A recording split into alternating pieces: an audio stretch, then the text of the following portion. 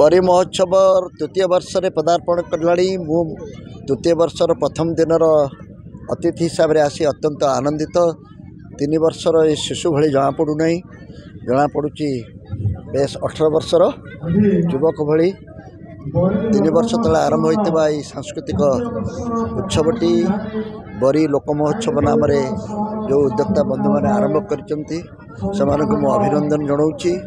सबु मु कहे उत्सव केवल उत्साह जगाए नहीं, उत्सव आमर भितर थिबा पिलांक भितर थिबा प्रतिभा को आविष्कार करे, निज भितर थिबा सामर्थ्य को मध्य से आविष्कार करे। से सब पूर्व जो कह जाउतला 12 मासरे 13 पर्व होउतला, किंतु आधुनिक जुग रे यही प्रकार उत्सव को मु कहिबी से गणतांत्रिक उत्सव रे भाग नउचंती।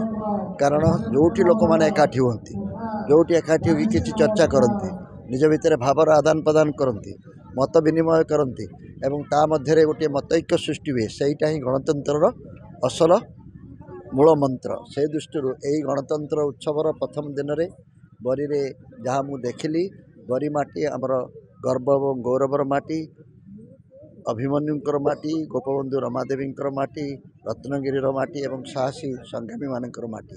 यही माटी रे पाद दे मुझे नमन करुच्ची एवं यही उत्सव रे जोग दे अत्यंत आनंद उपभोग करने सहित विधायक विश्व मल्लिकर अनुरोध क्रमे मुझे आसी संपर्क में जहाँ सब मुझे जानवा पाइली एवं तांकर जनाधार संपर्क में जहाँ सबु दल में थी से अधिक अधिक भोट पाई आसुँच। आम समस्त जो मैंने भोट कंगाल नेता गोटे शिक्षागुरु हिसाब से से निश्चित भाव में आगामी दिन पर उभा हे। बहुत बहुत धन्यवाद समस्त को मो अभिनंदन जन रोच।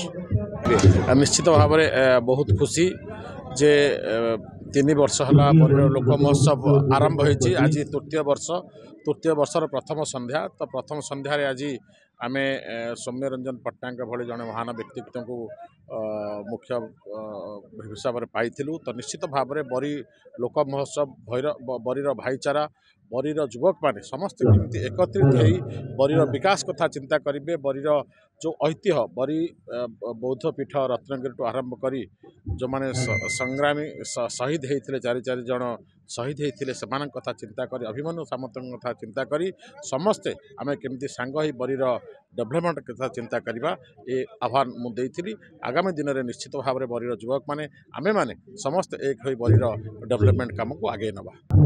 डॉक्टर राजकिशोर पंडा आई स्पेशलिस्ट एवं ये बरी महोत्सव एवं बरीर अनुष्ठान आम गढ़ुचु बरी महोत्सव आरंभ सभापति अच्छे बंधुगण देखु ये बरी आगे महोत्सव हो पार नाला कि आम जो महोत्सव आरंभ करूँ से आरंभ भितर रही साहित्य रही, संस्कृति रही, शिक्षा रही, अनेक कथा को आम आगे रखिक ये बरी महोत्सव आरंभ करूँ।